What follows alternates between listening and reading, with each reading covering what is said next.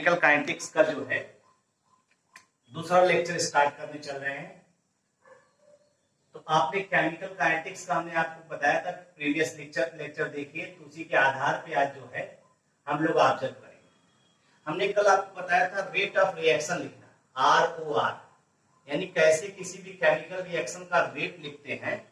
और उसको रेट आप लिखते जो हैं, हमने बताया था कि कंसंट्रेशन के टर्म्स में लिखते हैं। जैसे कोई रिएक्शन अगर दिया गया, जनरल रिएक्शन लिखते हैं, फिर थोड़ा सा पुराना डिस्कस करते हुए आगे बढ़ते हैं। जैसे कोई रिएक्शन दिया गया है, ए का ए मोल, बी का बी मोल,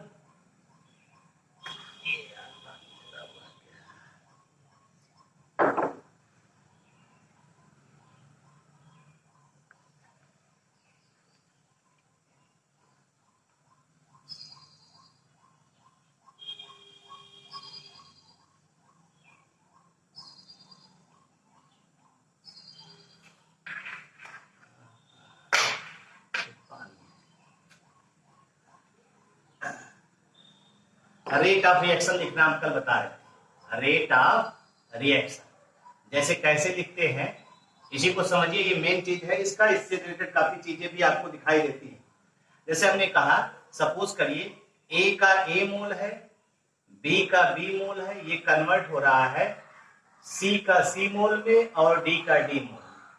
इसका rate of reaction, instantaneous rate की भी हम लोग बात नहीं कर रहे, कल इंस्टेंटेनियस रेट की बात किए थे।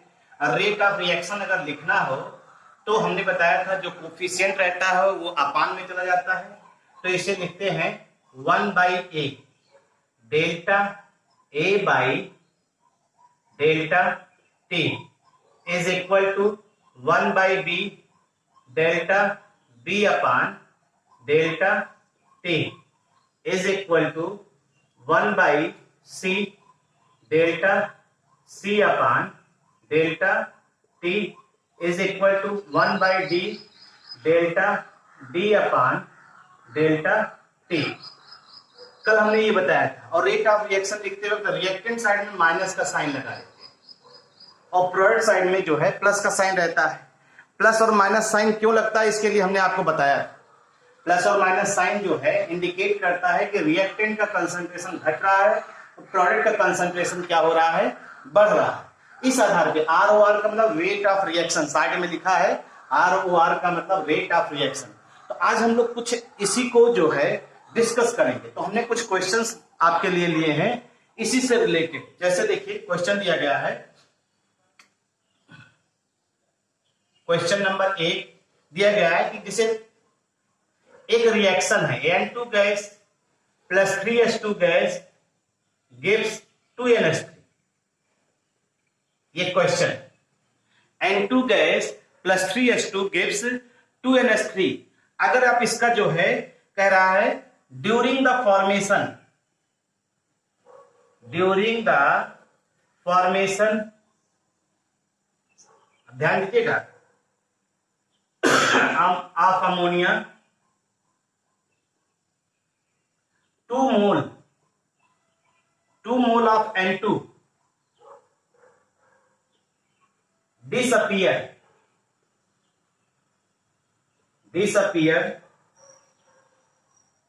in 1 minute। ठीक है, इतना दिया है। और दिया गया है and the volume of vessel is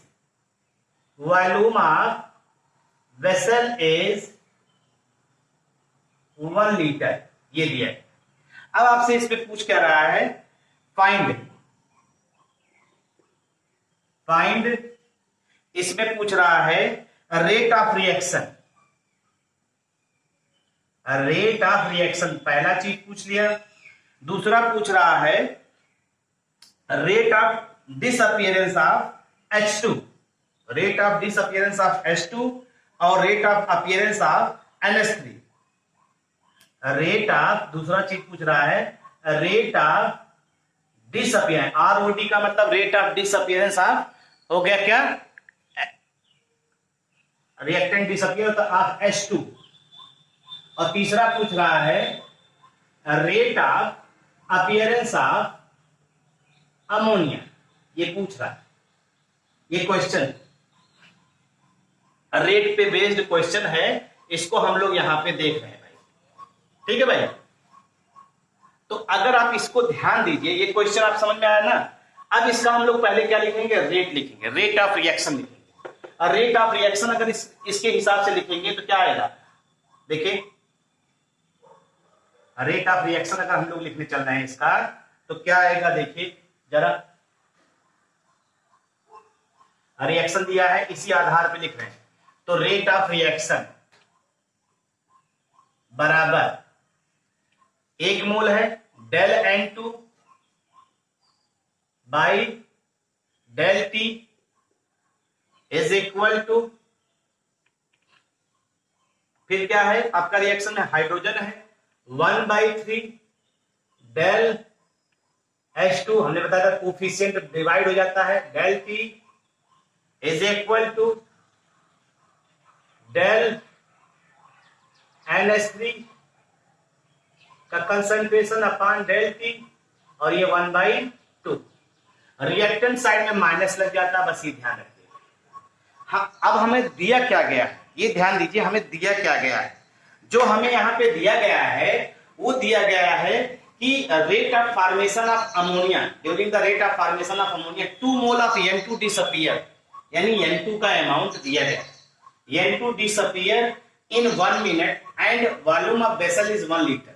तो आपने बताया था कि रेट ऑफ डिसअपीयरेंस या rate of appearance in per unit time वही क्या होता है, रेट होता है। तो अगर हम रेट ऑफ रिएक्शन लिखना चाहते हैं तो देखिए, तो रेट ऑफ रिएक्शन अगर आप लिखना चाहते हैं किसके रेस्पेक्ट में, रेट ऑफ रिएक्शन बराबर, चूंकि आपको दिया किसका दिया गया है, ये 2 मोल ऑफ N2 वाला उठा लेते हैं, N2 वाला ये हो गया आपका, तो ये हो जाएगा रेट ऑफ रिएक्शन बराबर del N2 upon del T, ये माइनस में टर्म है, और N2 का मोल दिया गया कितना, 2 मोल, तो ये हो गया 2 मोल।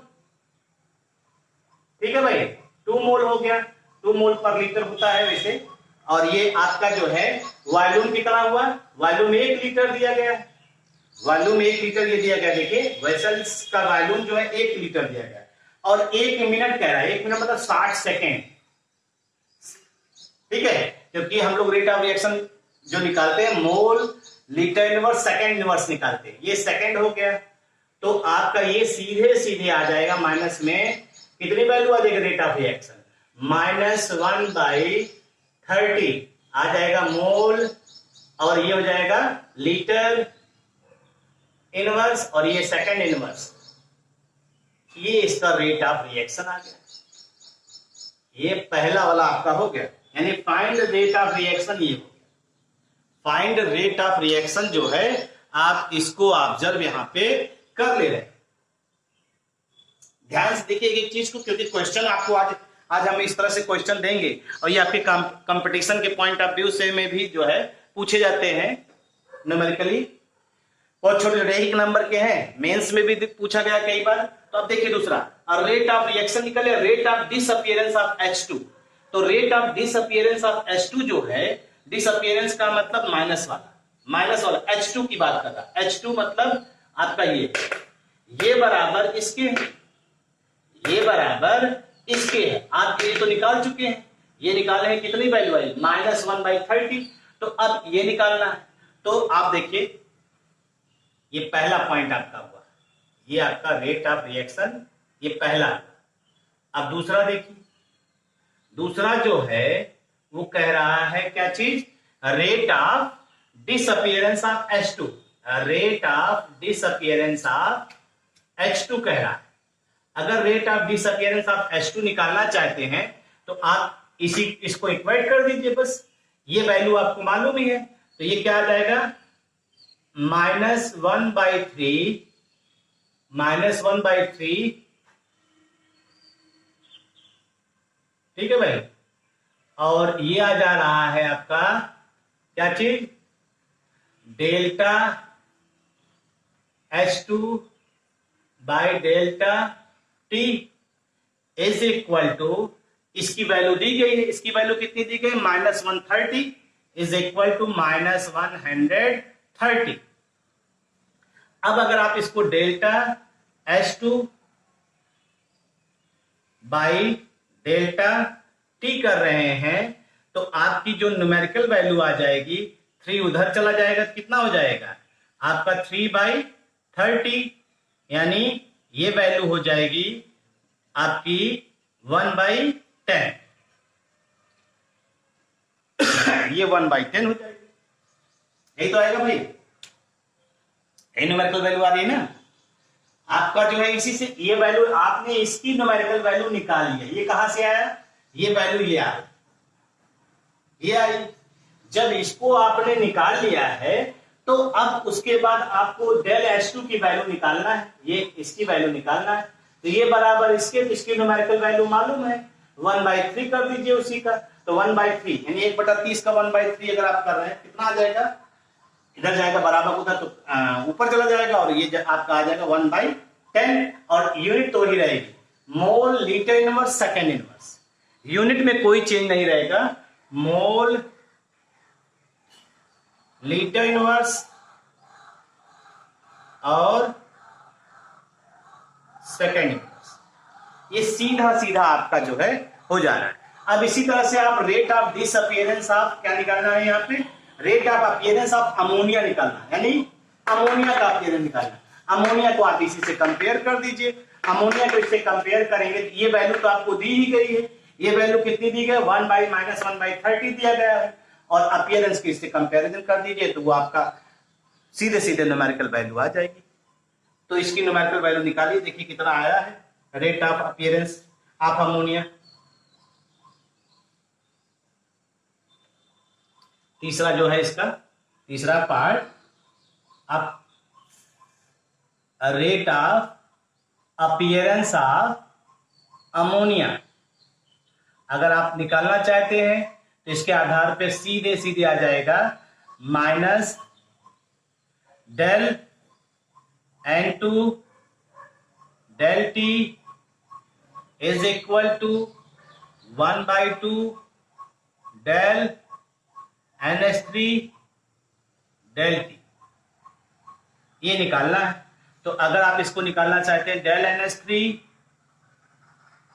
डेल T बराबर इसकी न्यूमेरिकल वैल्यू मालूम ही है तो ये 2 इधर आ जाएगा, 2 del N2 by del T, minus minus value ये कितने किसमें हो जाएगा, प्लस में, तो ये हो जाएगा 2 × 1/30, यही तो आ जाएगा भाई।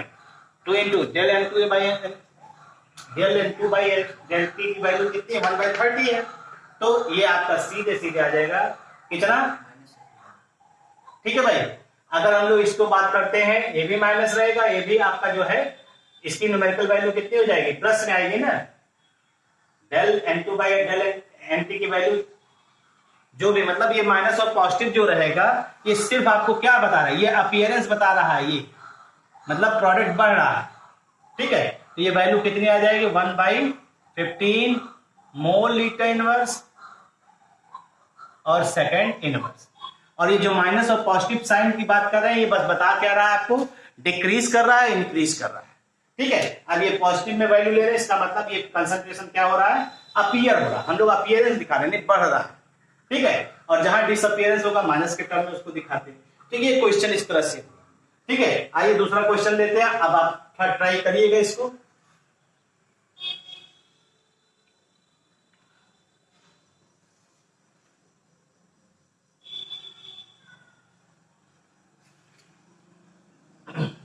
दूसरा क्वेश्चन देखिए, दूसरा क्वेश्चन दिया गया है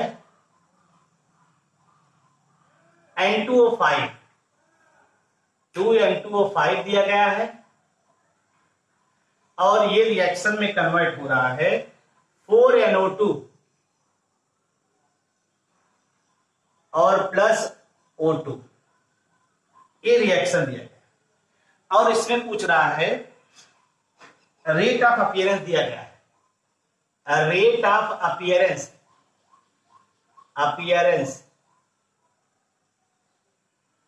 ऑफ NO2 दिया गया है is 2 mole litre inverse second inverse, ये दिया गया, ठीक है भाई। और पूछ लिया आपसे फाइंड पहला ROR रेट ऑफ रिएक्शन, दूसरा पूछ रहा है rate of disappearance of N2O5, rate of disappearance of N2O5, ठीक है भाई। इसको आप जो है ट्राई योरसेल्फ,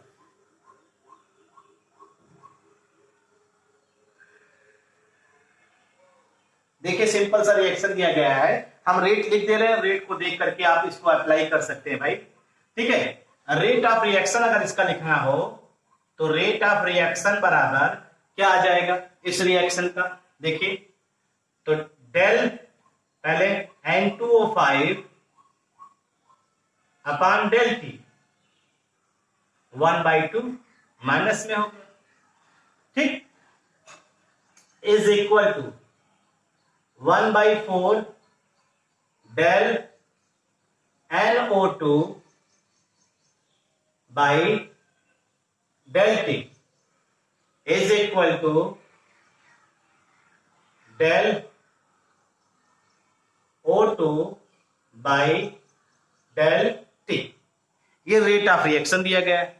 अब हमारे पास क्वेश्चन में देखिए दिया क्या गया, NO2 दिया गया 2 मोल पर लीटर पर सेकेंड, यानी इसकी न्यूमेरिकल वैल्यू दिया गया, ये इसकी न्यूमेरिकल वैल्यू दिया गया, del NO2 by del T की वैल्यू दिया गया है। इससे सीधे सीधे आप रेट ऑफ रिएक्शन निकाल सकते हैं, क्योंकि रेट ऑफ रिएक्शन इसके रेस्पेक्ट में निकालिए, इसके रेस्पेक्ट में निकालिए, इसके रेस्पेक्ट में निकालिए, सब बराबर होंगे, सब एक दूसरे को इक्वेट कर रहे हैं। तो रेट ऑफ रिएक्शन बराबर अगर आप देखेंगे तो ये आ जाएगा 1/4 इंटू 2 मोल पर लीटर कह रहे हैं।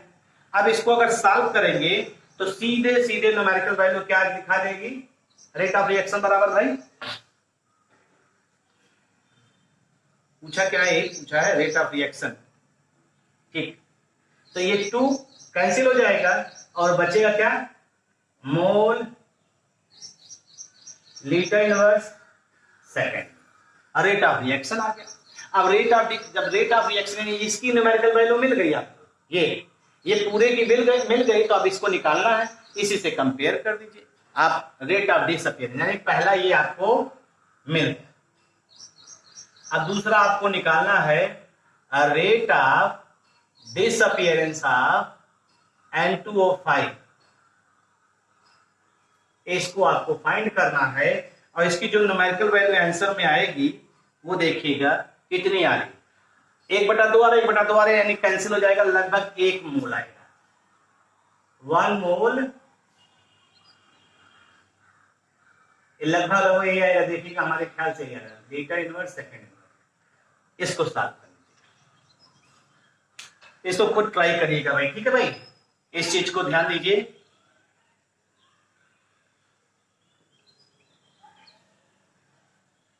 क्योंकि बारिश है, बारिश की वजह से नमी काफी बोर्ड पे है, इसलिए जो है डस्टर काम नहीं कर रहा है, और डस्टर काम ना करने की वजह से थोड़ा सा अलग तरह का कपड़ा जो है इस्तेमाल किया जा रहा है। चलिए अब नेक्स्ट है क्वेश्चन, इसको आप घर पे लगाइएगा।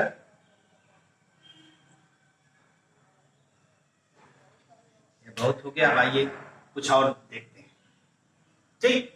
ये क्वेश्चन हो गया कुछ इस तरह के, और क्वेश्चन देखिएगा। अब आइए इंस्टेंटेनियस रेट पे चलते हैं, उसका भी हम थोड़ा सा कल ग्राफिकल रिप्रेजेंटेशन आपको नहीं बताए थे, तो कैसे ग्राफिकल रिप्रेजेंटेशन देखते हैं, पहले इंस्टेंटेनियस रेट थोड़ा देख लेते हैं, फिर आगे चलते हैं।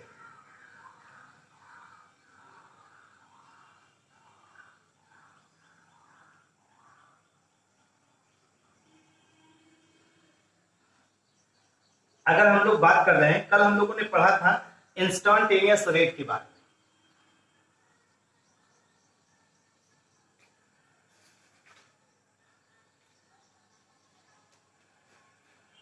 कल इंस्टेंटेनियस रेट के बारे में पढ़ा था।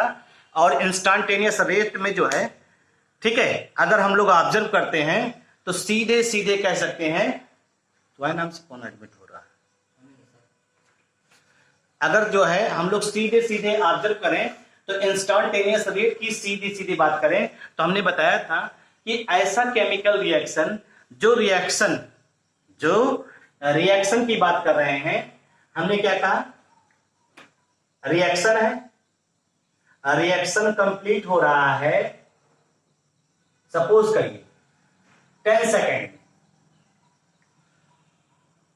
अगर कोई केमिकल रिएक्शन कंप्लीट हो रहा है 10 सेकेंड और अगर उसका रेट, आप rate of reaction find after 1 second, 2 second, 3 second, ऐसे अगर आप रेट ऑफ रिएक्शन 1, 2, 3 सेकेंड बिना रिएक्शन कंप्लीट हुए ही, यानी आप रेट ऑफ रिएक्शन फाइंड कर रहे हैं without completion of reaction, without completion of reaction. अभी रिएक्शन तो 10 सेकेंड में कंप्लीट होगा ना, उससे पहले ही अगर आप रेट को फाइंड कर ले रहे हैं, find the rate of reaction, अगर आप रेट को फाइंड कर रहे हैं, find rate of reaction, that is called instantaneous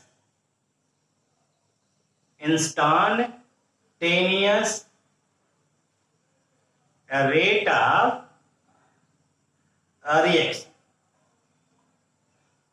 ठीक है भाई, इस तरह के रेट ऑफ रिएक्शन को हम लोग इंस्टेंटेनियस रेट कहते हैं, ये ध्यान रखिएगा। ठीक, और हम लोग कह सकते हैं इंस्टेंटेनियस रेट में जो टाइम का चेंज होता है, इंस्टेंटेनियस रेट में जो टाइम चेंज होता है भाई, time change is very small, very small. ठीक है, टाइम चेंज को आप जो है बहुत स्मॉल मान देते हैं, यानी del t tends to zero, del t tends to zero, कल ये सब बताया था हमने। डेल टी की वैल्यू जो है टेंड्स टू जीरो, और डेल टी की जगह पे तो हम लोग क्या यूज क्या करेंगे, डेल टी के स्थान पे हम लोग जो है यूज करते हैं डी टी, डेल टी के स्थान पे डी टी यूज करते हैं। डेल का मतलब लार्ज चेंज की बात कर रहा है, और डी का मतलब स्मॉल चेंज की बात कर रहा है। ये क्या बता रहा है हमें, स्मॉल चेंज के बारे में बता रहा है, और ये हमें लार्ज चेंज के बारे में इंफॉर्मेशन दे रहा है। ध्यान रखिएगा, लार्ज चेंज और स्मॉल चेंज से रिलेटेड यहां पे चर्चा हो रही है, जिसके आधार पे हम लोग ये कह सकते हैं। तो डेल टी और डी टी की बात कर रहे हैं, तो इसको कल हमने बताया था आप कैसे क्या करते हैं। आइए इसी का ग्राफिकल रिप्रेजेंटेशन देखते हैं, और ग्राफिकल रिप्रेजेंटेशन से भी क्वेश्चन काफी जो है आपसे पुटअप किए जाते हैं in the point of view, इसमें कंपटीशन में काफी क्वेश्चन पुटअप किए जाते हैं। तो आइए देखते हैं इसका ग्राफिकल रिप्रेजेंटेशन कैसे करते हैं हम लोग।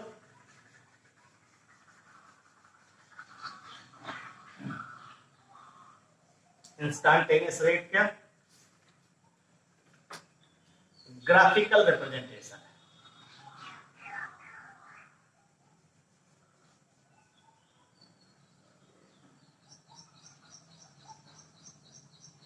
अगर ग्राफिकल रिप्रेजेंटेशन की बात करें तो आप कंसंट्रेशन का जो है ग्राफ प्लॉट करते हैं वर्सेस टाइम। कंसंट्रेशन का ग्राफ, कंसंट्रेशन रिएक्टेंट का और कंसंट्रेशन प्रोडक्ट का, दोनों का ग्राफ प्लॉट करते हैं टाइम के रेस्पेक्ट में। और उसके बाद आपको ये मालूम है किसी भी केमिकल रिएक्शन का जो रेट होता है वो क्या होता है, समय के साथ साथ जो है रिएक्टेंट का कंसंट्रेशन डिक्रीज करता है और समय के साथ साथ प्रोडक्ट का कंसंट्रेशन बढ़ता है। अगर इसी को ग्राफ के जरिए आप दिखाइए, देखिए आर यानी रिएक्टेंट वर्सेस टाइम। ठीक है भाई, यानी एक एक्सिस पे आपने इसको दिखा दिया, एक एक्सिस पे टाइम दिखा दिया, और एक एक्सिस पे रिएक्टेंट का कंसंट्रेशन दिखा दिया। तो आपको ये मालूम ही है रिएक्टेंट जैसे जैसे टाइम बीतता है रिएक्टेंट का कंसंट्रेशन धीरे धीरे क्या होता है, कम। ये चीज रिएक्टेंट का कंसंट्रेशन क्या होता है, कम होता है। और आप उसका कारण अभी चर्चा बाद में किया जाए, पहले अभी आप देखिए। और अगर हम लोग यहां पे देखा दें प्रोडक्ट प्रोडक्ट वर्सेस, दोनों को साथ साथ देखा जाए, टाइम। अगर प्रोडक्ट वर्सेस टाइम देखा जाए तो आपका ये आ जाएगा,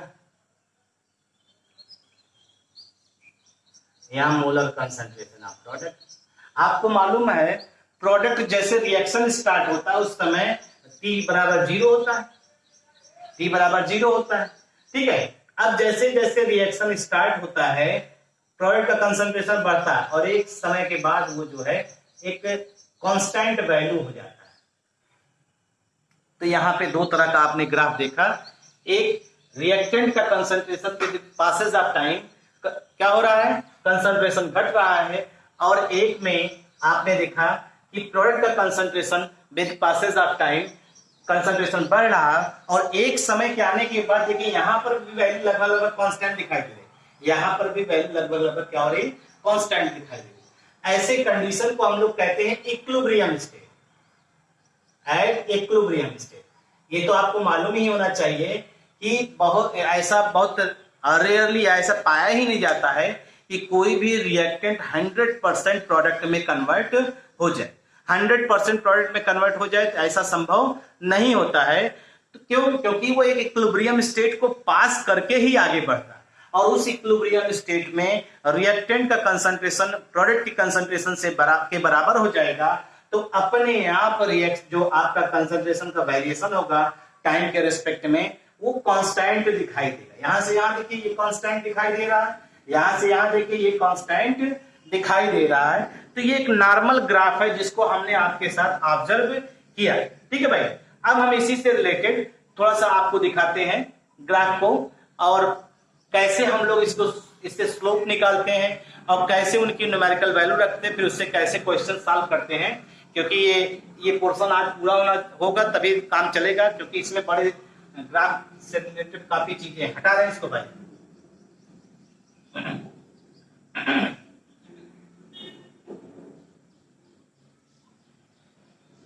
अगर हम लोग इसी की बात करते हैं, जैसे हमने आपसे कहा कि अगर आप सपोज करिए, सपोज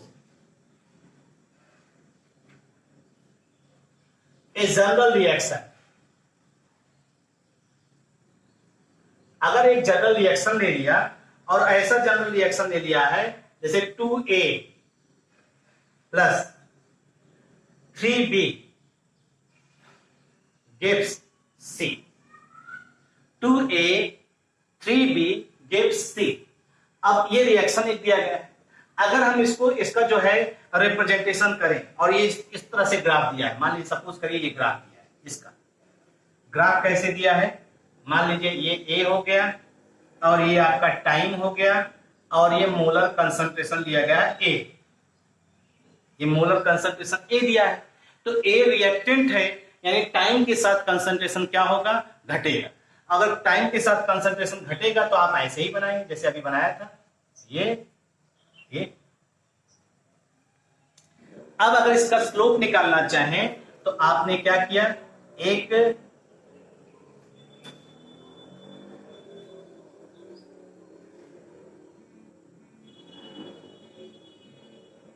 सीधे सीधे हम लोग ऑब्जर्व करते हैं, और सीधे सीधे ऑब्जर्व करते हैं तो हम लोग देखेंगे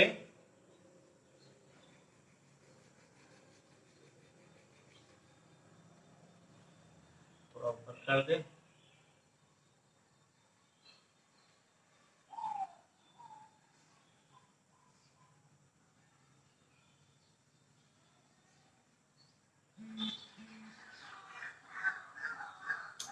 ये चीज ऑब्जर्व कर, ये चीज हम लोग ऑब्जर्व कर रहे हैं। तो यहाँ पे कुछ ना कुछ एंगल दिखाई देगा।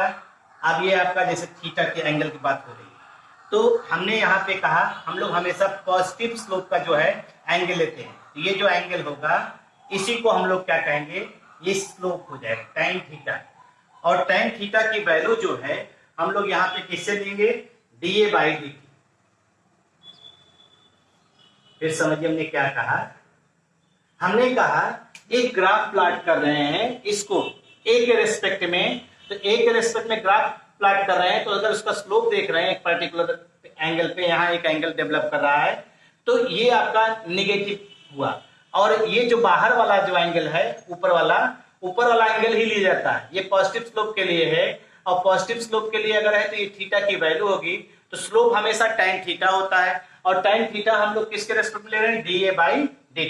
तो dA/dt अगर अब हमें इसकी वैल्यू मालूम है तो हम आसानी से जो है ये स्लोप की वैल्यू कैलकुलेट कर सकते हैं। ये ध्यान रखिएगा, ये सब चीजें अभी हम लोग क्वेश्चन में लेंगे, ठीक है भाई।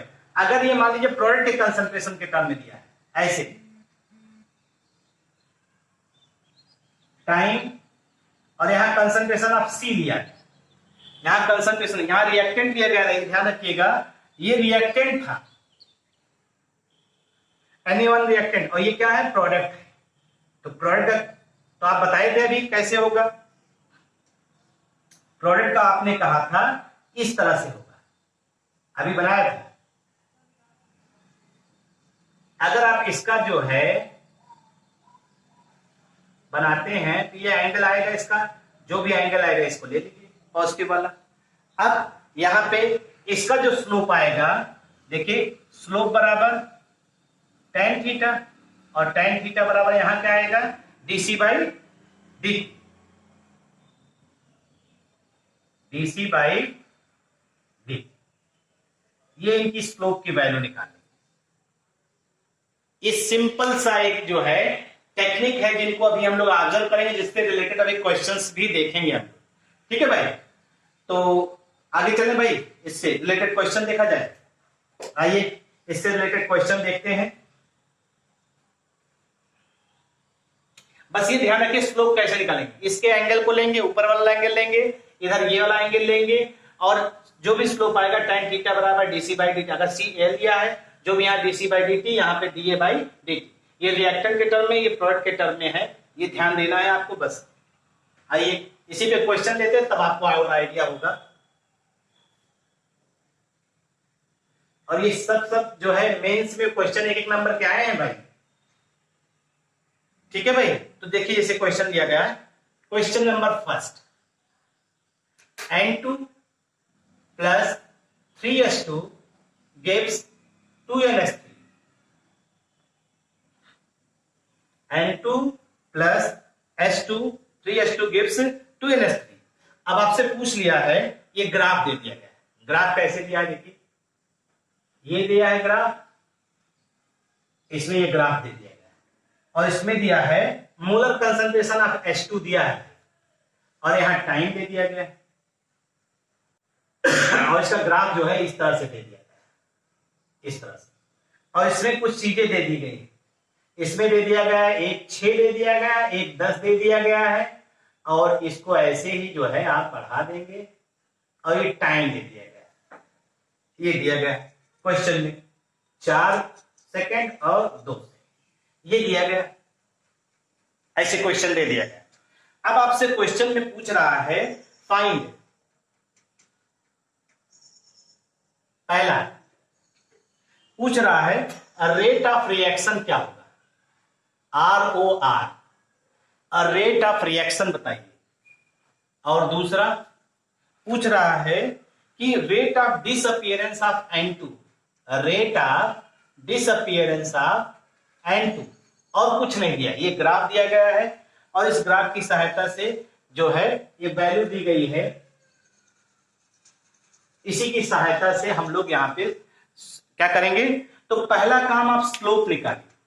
स्लोप कैसे निकालेंगे, स्लोप हमें 2 टाइम दिया गया है, 2 कंसंट्रेशन दिया गया है, दोनों का डिफरेंस निकाल लीजिए तो भी हमें स्लोप मिल जाएगा। इस तरह से भी स्लोप हम लोग निकालते हैं। स्लोप कैन आल्सो, पहले रेट इसका लिख लेते हैं, rate of reaction, rate of reaction is equal to, इसका क्या होगा, del N2 del T, reactant है minus, is equal to -1/3 del H2 by del T is equal to 1/2 del, अगर आप इसको ध्यान दीजिए तो NH3 अपान डेल T। ये सीधा सीधा आपको दिया है, ठीक है भाई, ये सीधा सीधा न्यूमेरिकल वैल्यू दी गई है। अब ये रेट ऑफ रिएक्शन होगा, अभी इसकी जरूरत पड़ेगी आगे, अभी पहले रेट ऑफ रिएक्शन आपने लिख लिया। अब हम उसकी सहायता से Slope can also be calculated. Slope can also be calculated. Slope can also be calculated as, हम लोग स्लोप की वैल्यू कैलकुलेट करेंगे और वो स्लोप की वैल्यू जो है हम लोग निकाल रहे हैं, क्योंकि यहाँ h2 के रेस्पेक्ट में दिया तो dh2 by dt आएगा, dh2 by dt आएगा। तो dh2 यानी मोलर कंसंट्रेशन ऑफ H2 में चेंज आप देखेंगे अपान dt इज इक्वल टू, आपका जो कंसंट्रेशन है वो क्या है, y2 माइनस y1, चाहे x1 मान लीजिए, x2 माइनस x1 मान लीजिए, और इसको रख लेते हैं क्या, T2 माइनस T1 या x2 माइनस x1। ठीक है, अगर हम लोग रख लें तो कंसंट्रेशन देखिए क्या दिया गया है, y2 की वैल्यू यानी शुरुआत हुआ रिएक्शन 2 पे कितना कंसंट्रेशन था 10, और 4 सेकंड बाद कितना कंसंट्रेशन हुआ 6। ठीक है भाई, तो 6 यानी y2 हो गया माइनस 10 अपान 2 क्या हो गया x2, 4 माइनस 2, ये सीधा सीधा आ जाएगा। और अगर आप इसकी वैल्यू रखेंगे तो ये आएगा माइनस 2 मोल लीटर इनवर्स और सेकेंड इनवर्स, ये इतनी वैल्यू आ गई dh2 by dt, यानी ये आपका क्या हो गया, दैट इज कॉल्ड स्लोप की वैल्यू आपने कैलकुलेट कर लिया कंसंट्रेशन की सहायता से। बस आपको ये मिल गया, यानी इसकी वैल्यू मिल गई, ये इसकी, सिर्फ इसकी वैल्यू मिली है आपको, ये इसकी वैल्यू मिली हुई। तो रेट ऑफ रिएक्शन आप हाइड्रोजन के रिस्पेक्ट में निकाल सकते हैं, और रेट ऑफ रिएक्शन हाइड्रोजन के रिस्पेक्ट में निकालेंगे तो जो भी वैल्यू आई है आपकी उसी में क्या करें, यानी 1/3 से मल्टीप्लाई कर दीजिए, आपकी न्यूमेरिकल वैल्यू सीधे सीधे हो जाएगी। तो यानी रेट ऑफ रिएक्शन अगर हम लोग फाइंड आउट करना चाहते हैं, देखिए तो हम लोग यहां ले लेते हैं रेट ऑफ रिएक्शन, अगर निकालना चाहें तो यहां पे दिया गया है is equal to -1/3 del H2 by del T, और ये वैल्यू हो जाएगा 1/3, और इसकी वैल्यू कितनी आएगी, ये -2, अब आ जाएगा 2/3 मोल लीटर इनवर्स और सेकेंड इनवर्स। ये रेट ऑफ रिएक्शन आ गया, ये पहला आपका हो गया। अगर आप चाहें तो इसको कैलकुलेट कर सकते, देख लीजिए, इस तरह से रेट ऑफ रिएक्शन आपने इसकी सहायता से कैलकुलेट कर लिया। ठीक है भाई, अगर रेट ऑफ रिएक्शन आपने काउंट कर लिया है, अब अगर हम इसी रेट ऑफ रिएक्शन की सहायता से हम लोग rate of disappearance of N2 निकालें तो कौन से देखिएगा, इसकी न्यूमेरिकल वैल्यू आ गई है 2/3, और ये तो 2, देखिए यहां पे कुछ नहीं है कोफिशिएंट, यानी जो इसकी न्यूमेरिकल वैल्यू होगी वो इसके बराबर होगी, यानी जो न्यूमेरिकल वैल्यू आपने ये निकाला है रेट ऑफ रिएक्शन, वही rate of disappearance of N2 होगा। यानी इसको आप कह सकते हैं, इसको खुद करिएगा, rate of disappearance of N2 same as for rate of reaction। इसको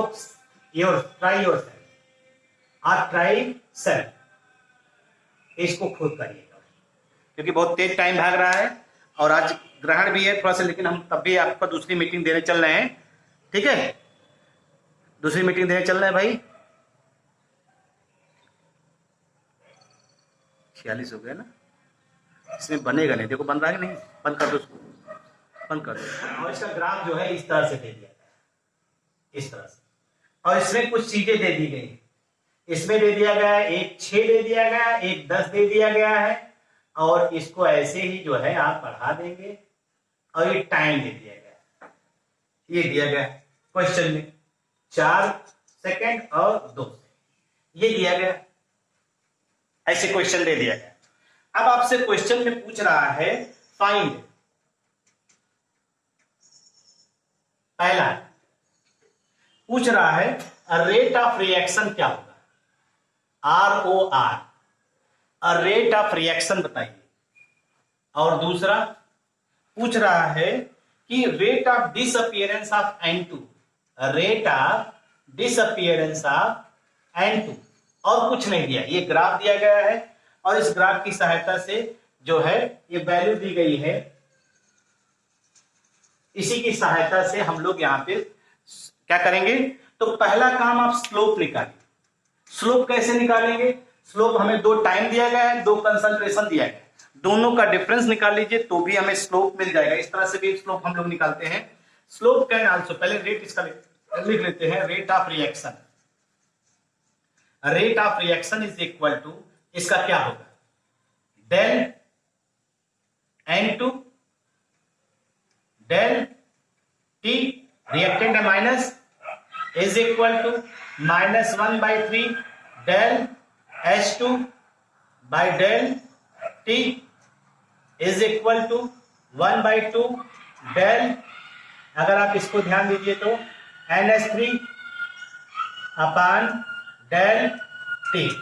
ये सीधा सीधा आपको दिया है, ठीक है भाई, ये सीधा सीधा न्यूमेरिकल वैल्यू दी गई है। अब ये रेट ऑफ रिएक्शन होगा, अभी इसकी जरूरत पड़ेगी आगे, अभी पहले रेट ऑफ रिएक्शन आपने लिख लिया।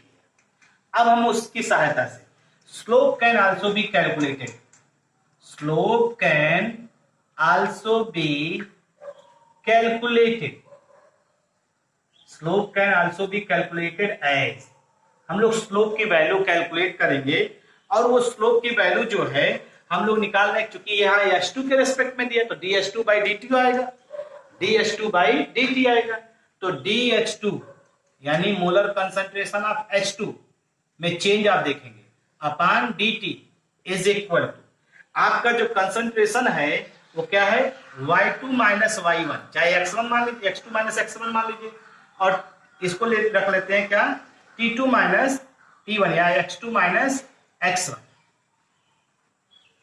ठीक है।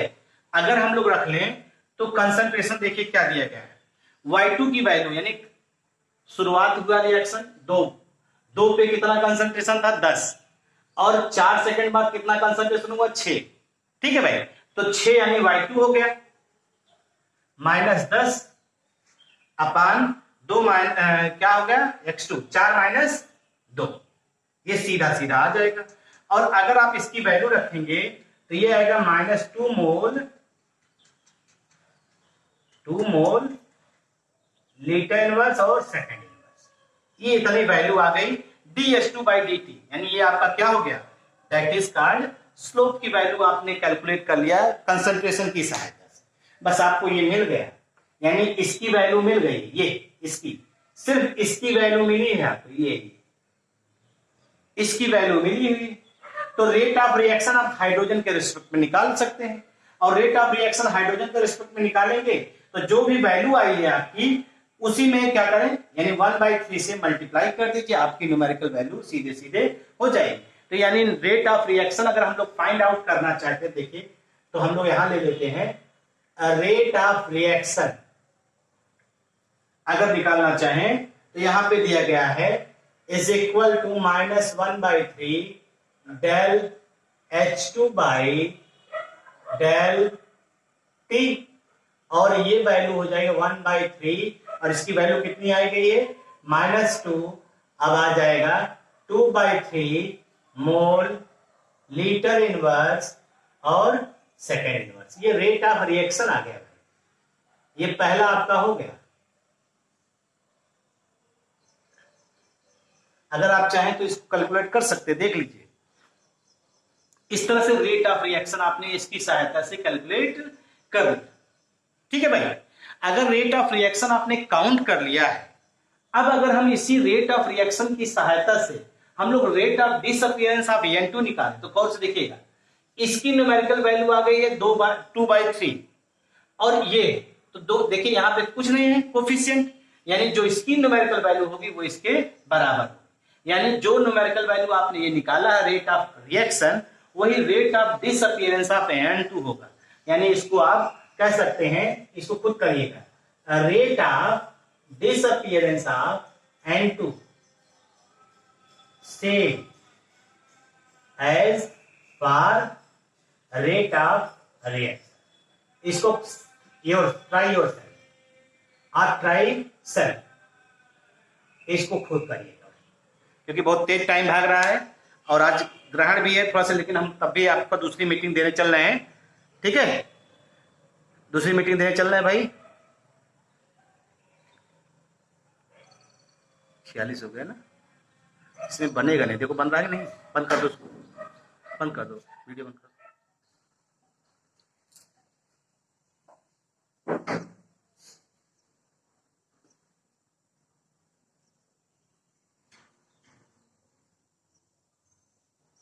नेक्स्ट देखिए, हमने आपसे कहा कि ये क्वेश्चन दिया गया है, ठीक। इस क्वेश्चन को हम लोग ऑब्जर्व करेंगे और एक क्वेश्चन हमने आपके लिए लिखा है और एक क्वेश्चन आपको जो है यहाँ पे देना। यहाँ पे आप स्लोप देखिए, जो स्लोप है ये लीनियरली जो है डिक्रीज कर रहा है, लीनियर डिक्रीज कर रहा है, लीनियर डिक्रीज कर रहा है। और यहाँ पे आपने क्यू के रेस्पेक्ट में दिखाया है और टी।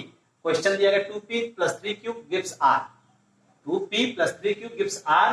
और ये क्वेश्चन दिया गया है और ये ग्राफ दिया गया है और इस ग्राफ की सहायता से आपको रेट ऑफ रिएक्शन निकालना और rate of appearance of r निकालना। तो रेट ऑफ रिएक्शन निकालना है तो पहले तो इसका आप लिखिए रेट ऑफ रिएक्शन होता क्या है इस रिएक्शन का।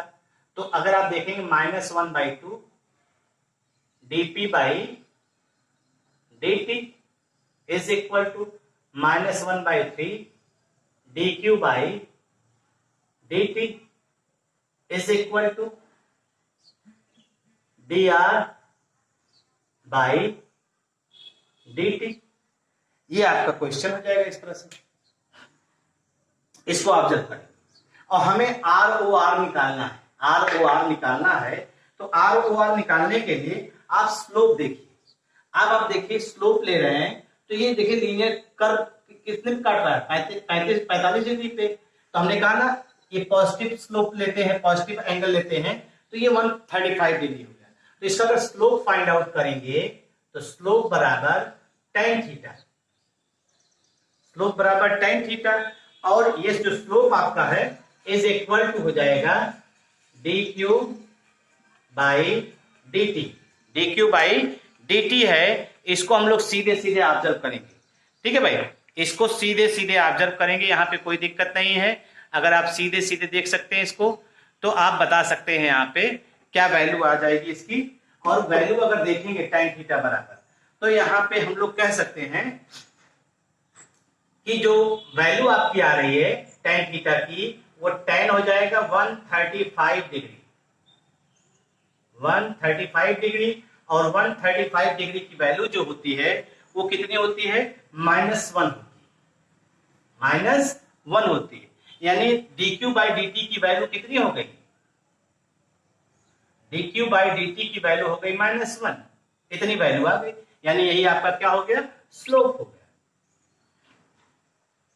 यही आपका स्लोप हो गया। तो अब इसकी वैल्यू दी गई dq/dt, तो ये कितना रेट हो जाएगा, यानी रेट ऑफ रिएक्शन बराबर हो जाएगा कितना भाई, -1/3 इंटू -1। और ये अगर आपका हो जाएगा तो सीधे सीधे हो जाएगा 1/3। ये रेट ऑफ रिएक्शन, ये आपका रेट ऑफ रिएक्शन सीधा सीधा।